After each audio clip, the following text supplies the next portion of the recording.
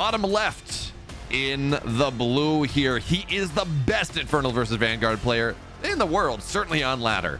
It's Snoxtar. And the upper right in this qualifying game. Winner moves on to the $2,000 main event. In the red, it's the photon cannon enjoyer. It's Captain Alex.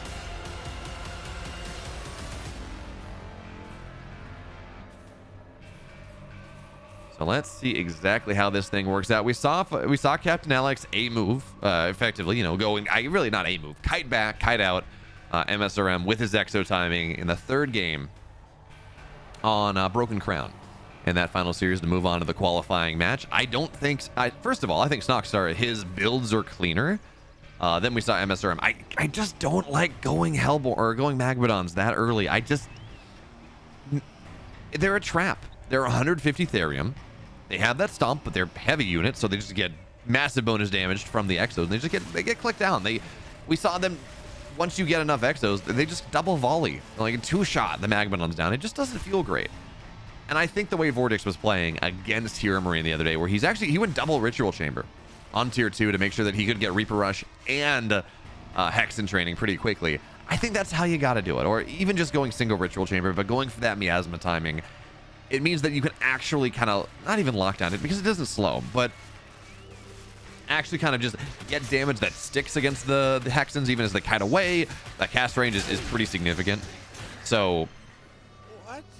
You know, with that again, that significant cast range, you're able to go and just get damage on them, get damage on the backline even as things happen. I think eventually we'll have more balance. I think we'll have more units, certainly, but we'll have, you know, more balanced interactions, and I think we're going to get there. But for right now, I think that's how you got to play. I think that is very much how you have to play this game. So, for now, it's just creeping on the map. Snoxtar, Natural's on the way. This was this single Vault? No, this was double Vault expand. And I think that's probably the way you want to play this. I think these scout openings are a way too strong against getting Gaunts early. I think that is true. I think certainly if you go and you don't feel the need to get Therium, eventually you get it, right? Because you do want a Conclave, but you don't feel the need to get Therium too early. That speeds up your Natural, that speeds up your Luminite income. It all together is it's a pretty good deal. Oh, the Scout's going to find all the Fiends. Look at that. Captain Alex, he knew what was going to happen. So he's going to get a Fiend.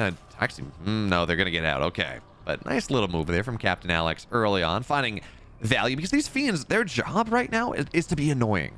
They can find their way into the main base and force an overcharge. I don't know, but Central Command.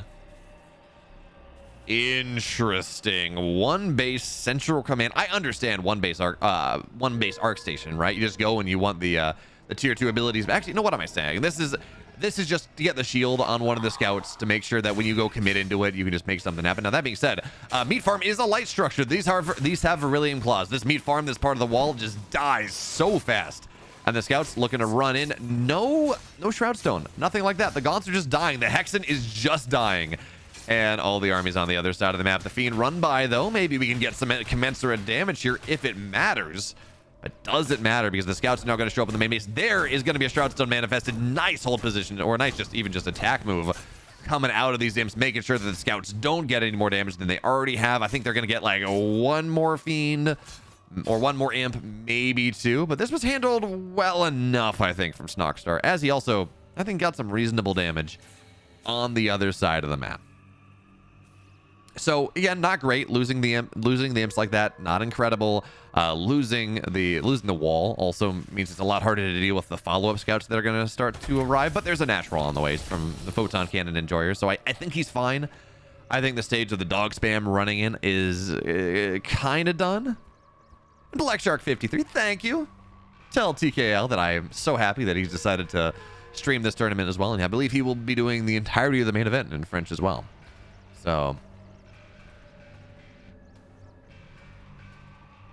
yeah, thank you. There we go. Thank you very much, DKL. So now with the Scouts on the map, you really don't have a lot of map control as Infernal for the most part. Again, it's a little rough. But this, okay, so we talked about how I really don't like going Magmadons first. I don't think it's a very good idea. The exception is this setup right now where Snoxtar is on Greater Shrine. He's on tier 2 tech. He's had his natural for longer, even if it was, you know, disjointed a little bit by the scout run by. And you can just go and get a Magmadon against all these scouts. Yeah, it doesn't do bonus. Scouts are light units. It does bonus damage to heavy, so that doesn't really do all that much for you. But Magmadon is not going to die to scouts. Magmadon does a bunch of splash damage versus scouts. All that together, it means that you can. It's not a bad situation to be in. The Magmadon's actually pretty good. Behind this, Ritual Chamber goes down, and I'm almost wondering if you just go Miasma first, or you go Hex and Adept training level. No, it's Plague Axe. It's okay. What am I saying? Plague Axe is just too good. But I'm like, almost, you know, with how late this is, we are 6 minutes into this game, and Plague Axes are only just now getting started. You know, maybe. What do we got? Quick Draw Hustle on the way. And start the clock before this Magmadon is totally useless. But yeah, that counterattack was... I see people saying, no, I didn't know that buildings could have tags. You know, vaults are heavy. Ritual Chambers, I believe, are heavy too. Shroud Stones are certainly heavy. I just don't know that that buildings should have armored tags. You know, I don't know that I don't know that scouts should do bonus damage to. I don't know that Exo should do bonus damage to structures. I don't know. Maybe it's just being a little bit weird. But anyways, middle of the map now going to get taken here by the resource camp. Plague Axes not done yet. It's going to take a while. But getting that Luminite camp is nice. Now scouts are going to try to run in with the speed zone. The block is not there, so they're going to find their way into the main base. And importantly, this Therium line not defended by a Shroud Stone. Nothing there. And that's just going to be a little bit more damage. There is an Animus available. Snoxtar can drop another turret. But it's still... It's dicey. He let the wall open. That doesn't feel great. We're going to see Gaunts start to fall down a little bit as well. Ring around the rosy. Again, Gaunts just die. They get evaporated by these scouts. And it wasn't... The first move was, you know, not great. The scouts got something, but Snoxtar was okay. This second move has gotten so much more. And got about 6... I think it got about 6 imps. It got a couple Gaunts. It worked out very, very nicely. Pulled the entire army home, and that buys time. Quick Draw Hustle's now done. Exos coming out 2 by 2. Yeah, we're at two barracks right now. Coming out 2 by 2. 2 more on the way. And this timing, maybe with this Magma Reaper, this Magma Plague Axe's timing, I don't know that it exists anymore. And Rick Hageman, my pleasure. The game clock is not perfect because it starts when we swap to scene rather than when the game starts. This is the best way I could figure out how to automate it. So it's within like 10 to 15 seconds.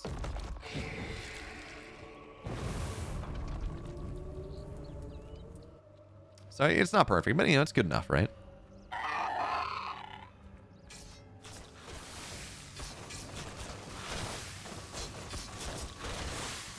So for now, again, the other thing that's kind of interesting, right, is it takes creep camps about 6 minutes to go respawn. So I talk about this. There are like demonstrated phases of activity, like specific phases of activity in a game of Stormgate. There's the creeping phase where you go and every 6 minutes, your job, or yeah, 6-ish minutes, is suddenly the creeps are available, and that's a lot of money. That's a lot of map control. So you say, I need to go, and we're not going to fight for a second. I got to go take the creeps. Now, if you feel strong, if you think your army is good, you should go and try to counter creep. Photon Cannon, Enjoyer here. You know, he's not quite critical mass just yet. There are no med techs on the field just yet. You know, we're not quite there. But if he was maybe a little stronger, he would be looking to go and take the Therium camp right now. He'd be looking to kind of creep from the north side and again, try to maybe interact with Snoxtar and punish him for being on the map right now. But Snoxtar, he is up significantly in supply despite the damage that he's taken. This was a game, as oh man, so many fiends on the north side. Plague Axes from creeping. They do unlock these harass potentials. Is now diving in. Do we have an overcharge? We do, but that means you just theoretically dive into the main base. Oh, Medtech. Oh, it's gonna block half of it out, but not all of it. Pathing, please. This Exo will die. This Medtech is maybe gonna die. I don't know. But anyways, this run by is getting tremendous work. And now also that means that Captain Alex was distracted. Speed Gaunts, speed boosted Gaunts, getting on top of so many of these Exos. One gets saved from the bubble for enough, I think, but eventually that's going to cool down. That's going to go off, and yeah, they're infested. So that Exo is dead, kiting desperately back to the health zone. But here come the Fiends, splitting all the brutes on top, and this This is the timing that you hit when the Exos are not as strong as they might otherwise be. Snoxtar takes a lot of damage in the early game. But he goes, he hits his timing. The Magmadon did not get clicked down, not that it mattered. And this is a 1-0 lead for our Infernal player. Bottom right here in the blue, down a game, formerly a Celestial player, now playing some Infernal action. It's the Photon Cannon enjoyer. He's Captain Alex. In the upper left, in the red, again, best IVV in the world, most likely. It's Snoxtar.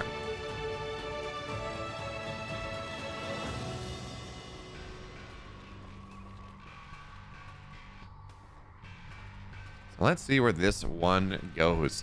The scout, again, Snoxtar handled those scout run-bys very well. They looked bad. They looked like he was in a really rough spot. But it is interesting. Again, also seeing the different openers. We're seeing Infernals playing against Infernals, against other things. Because my first thought, and I think a lot of people looked at this, they said, oh, okay, the creep camps have been nerfed. I don't need to go double vault anymore. I can go vault conclave, and that seems, that's a more well-rounded army. That seems better. Playing mass brute just doesn't feel very good. You do want to have some gaunts in your army. But Laser and Snoxtar, Laser I think was the guy that I kind of noticed this and just really hitting these incredible macro timings. Playing against Snoxtar in the Real tournament on Sunday, or on Friday actually. And the more you think about it, you realize that, okay, brutes don't require Therium, they require Luminite.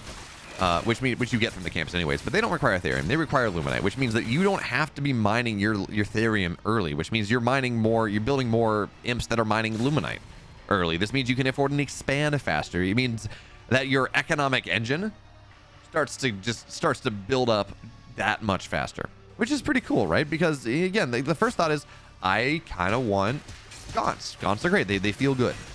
But in this case, I do believe the optimality is you just go and you build brutes. You do go double vault brutes again. They were buffed in the EA patch. They're only 100 Luminite instead of 1, or maybe they're 125, but they're not 150 like they used to be. So they feel a lot more affordable.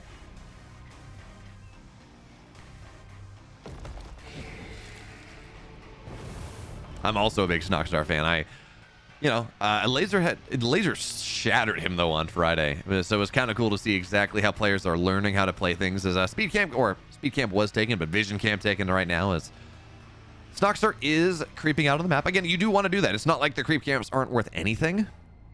And I think, I don't know, it might even be worth it to go and kind of counter it, or cancel it, or nerf it back down, maybe one more level. I think we're going to have to figure out. But for now, Solar Habitat here. Again, I just don't like these. Put it here. Put the Solar Habitat between the two structures so you can benefit from it after you... Anyway. Realistically, Solar Habitat, right? It makes you research faster. Also makes you build faster. So, like, put it where you can click it on both.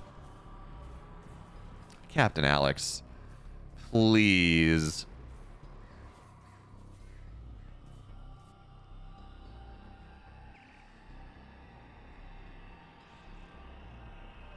Please. Anyway, Fiends are going to try to go for a run by here, and there's not a lot. So certainly they're going to be able to slow down this additional barracks that's getting put in here. This Bob is dead. I don't really see much to save in that one. Maybe getting a scout as well. Now, Beryllium Claws is done. Yeah, it's done. So the Fiends are just going to have to run away. Try to turn on this a little bit. They're going to get a scout, but as importantly, by the way, as making sure, as getting a Bob and slowing down the second barracks, and that's annoying. And losing these Fiends doesn't feel great. But this is a full scout. Snoxtar knows what's happening now. He's able to click on the scout. He says, okay, you got a lot of scouts. They got the upgrade. I know what's happening. I know how to handle this. I need to put a wall up. I need to build a lot of brutes. I don't want to build a lot of gaunts right now. Gaunts do not help me defend against these scouts. So he's playing active again, trying to find scouts off in the open. If he can get a surround on a single scout, knock that down. That slows things down. That's gonna be pretty solid. And behind this, Natural's done. He's got a ritual chamber on the way, but this Natural is way more exposed, and it might almost be worth doing, as we're gonna see this the speed camp now is gonna get stolen. Okay, actually, interesting. I was gonna say it might be worth just not putting any imps in the base for right now. Just getting that Magmadon out early, getting that Greater Shrine early. Magmadons, again, do they do bonus damage to scouts? They don't. But they do splash damage to scouts, and they just don't die to the scouts as well. So you put all that together, and it's just a nice early game unit, which is weird. I feel like Magmadon is like this mainline battle unit maybe, but as it stands, getting that early handles the scouts really nicely. And that allows Snoxtar to continue to imp up. You just keep Magmadon in the Luminite line. You're like, this is fine. You go surround, whatever. I'm just going to, you go into me, I'm going to stompy stomp, stomp, stomp. And now Fiends, they're going to find an Exo. And that's a lot of energy on that Exo as well. The promotion on that one to try to heal up, make it last a little bit longer. Fiend's going to get a second Exo here as well. Maybe. Oh, nice job there with the scouts to make sure this Exo stays alive. Yeah, another promotion keeps it alive. The burst heal is there. But also, again, this is that's a lot of energy being used to keep a single Exo alive. The push should start soon. Right? Does this Exo have quick draw hustle? No, it doesn't. And that's not getting started just yet. So there is that. But Central Command is done. You got shield for the scout, shield for the Exos. That's something. Behind this, of course. I thought this was going to be a third base. I thought I saw an imp go down there. But behind this, of course, Greater Shrine. We're seeing Plague Axe is on the way. Magmadon just at the front line. And again, Exos. Okay. Dropping a meat farm right there because this will be an attempted scout run by and it's going to get scouted immediately. Yeah, Snoxtar knows that this is happening. He's going to have his meat farm up. So he's got the vision there. But anyway, so yeah, Plague Axe is on the way. Now there's going to be a third base.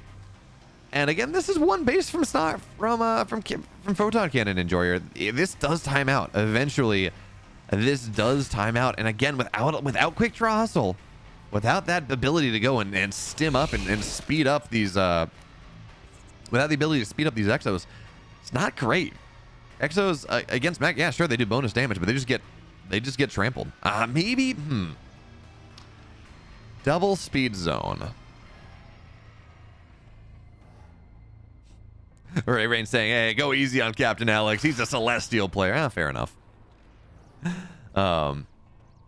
Maybe double speed zone is enough to make this work out. I'm just clicking on this, right? I mean, there's natural here now. I just keep clicking on this. And the upgrade is so impactful. The upgrade is so important in this game that the longer this goes, the more kind of shocked I am that Alex isn't getting it.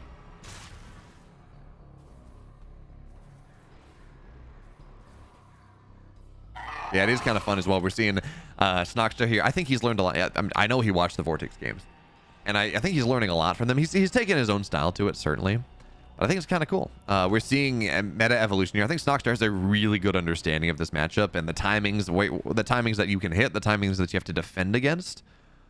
And so for now, well, third base on the way. Photon, Captain Alex, he's got his natural done again. Now he's going to go take a third. And do we have this? Where's this upgrade? He has truly forgotten into it.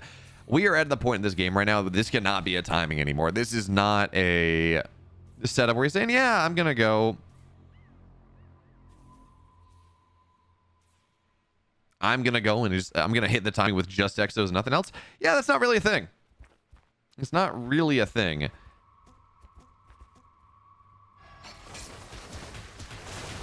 So now, I mean, these X's are here, but they're just not good. They can tap down the Magmadon, sure, fine. But, I mean, there are fiends here. Magmadon is dead. You don't need Magmadons into this fight. You're just going to get on top. There is speed on the Gaunts. The Exos aren't fast. This is bad. This is so bad for Captain Alex here. Kiting backward. He's got the effigy healing him 3% per second. All the scouts are going to go down. They're building more fiends. And now you just move forward. You say, this is fine. This is dandy. Well, maybe not. The Exos on the high ground. Maybe I underestimated the unupgraded Exos. I'm like, they got to have upgrades to be good. Well, those Exos on the high ground? Maybe not. Okay. Well, fair enough, you know? Adept training on the way. Hellforge adding in Sundering Soul Frenzy to get additional armor here on top of these brutes. So they just last a little longer. So their fiends pop out. They move a little faster, which actually is super useful when you're trying to go and chase the Exos down at the end.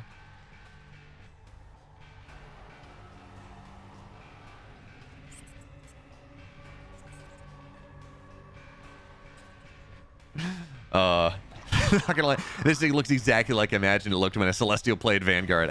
Fair, maybe. Wait, I need to actually have Therium? What is this? That's not right.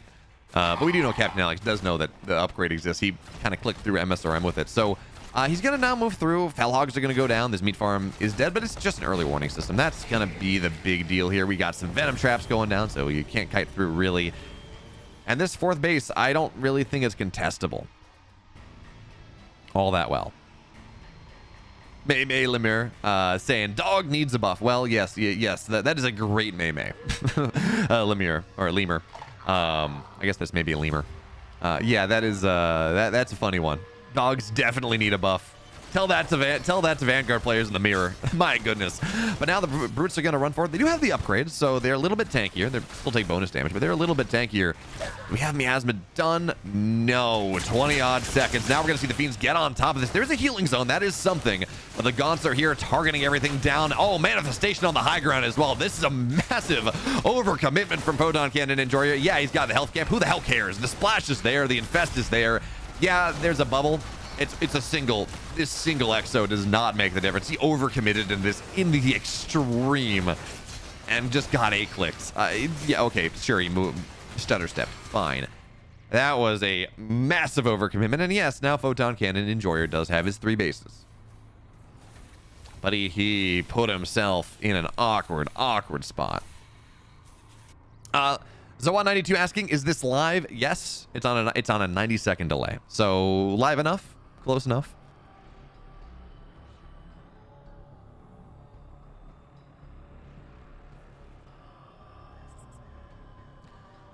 All right, so do we have the upgrade just yet? We still don't have Quick Draw Hustle.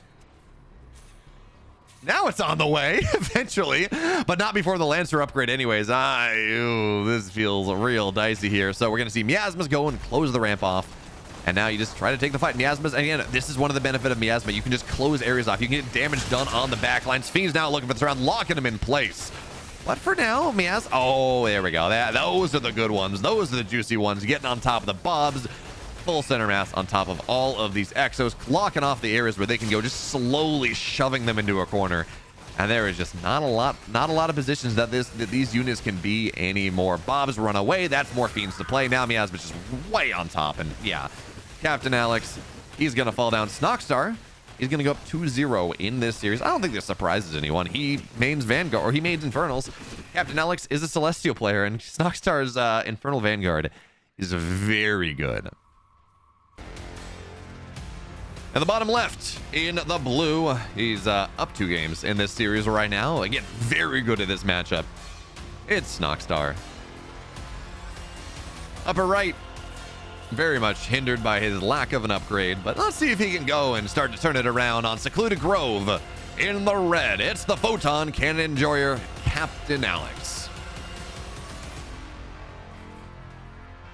And yes, for those people asking, this is our second of 3 qualifiers for the Stormgate Nexus. There was a pack this morning. We saw you, who is a pretty cool Celestial player, and Percival qualify into the main event. Today, in EMEA, this is our first of 3 qualifying matches. Loser of the series has another shot in the 3rd place match to qualify through, and there's no seeding advantage.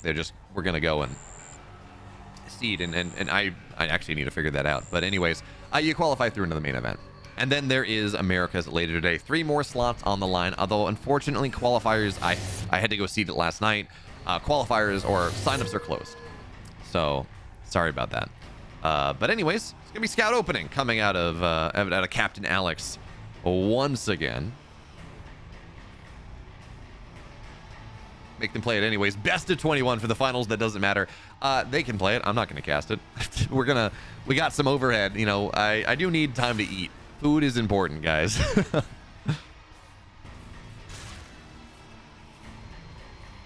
Food is very important. Oh no. My dad went and visited my brother. My brother lives in Washington, D.C. And my dad goes and visits him. And turns out they both ended up wearing the same shirt today, which is pretty funny. Oh no, we wore the same shirt. This is a fashion faux pas. We cannot handle this. So, what do we got here? Double Vault coming out of Snoxtar once again. Again, this does seem to be, the more I watch this does seem just to be the really good, what we can call a macro opener. Because, you know, you still have to, regardless of how much we nerf creep camps, you do have to be on the map a little bit, I think. It's just not quite as, oh, if I lose 1 camp, I've lost the game. Which is what we've seen in previous sets, where I lose the camp, I lose the game. That's not where we should be.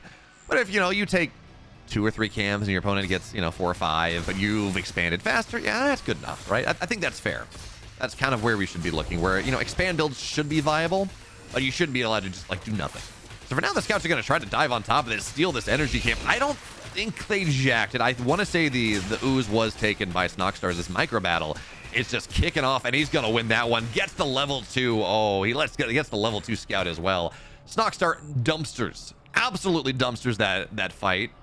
Dumpsters that little micro battle. And now, well, the scouts are going to have to go back and lick their metaphorical wounds. Do robo-dogs lick their wounds?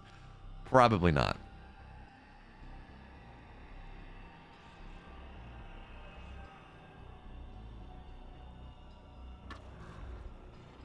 I do love you. Look at these high-level players, and they really take advantage. Effigy is 15 Animus. It's not a lot.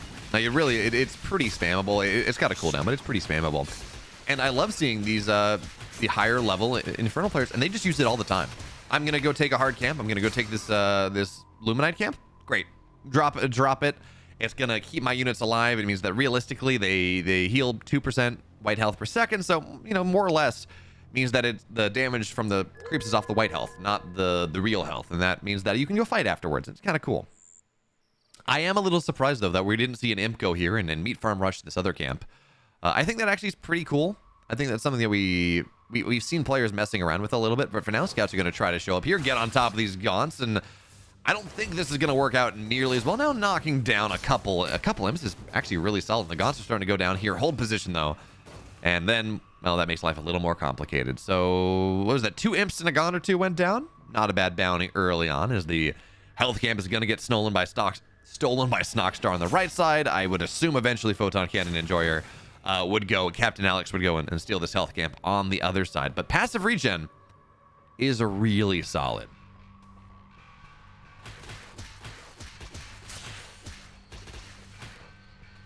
Thank you there, Killer Pigeon, for the shill. Yes, food is important. Therefore, join me in taking advantage of 10 free meals from HelloFresh, but it allows me to go and pay my casters more, is the thing.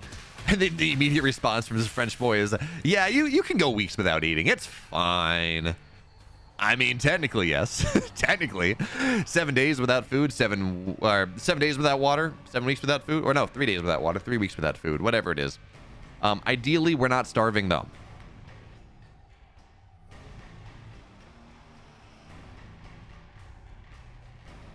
Ideally, we're not starving. And yeah, no, you're right. It is 5 Animus. It's not 15. Algorithm more. Numbers are hard. Numbers are hard. How does county even work? How does math work, guys? I don't know.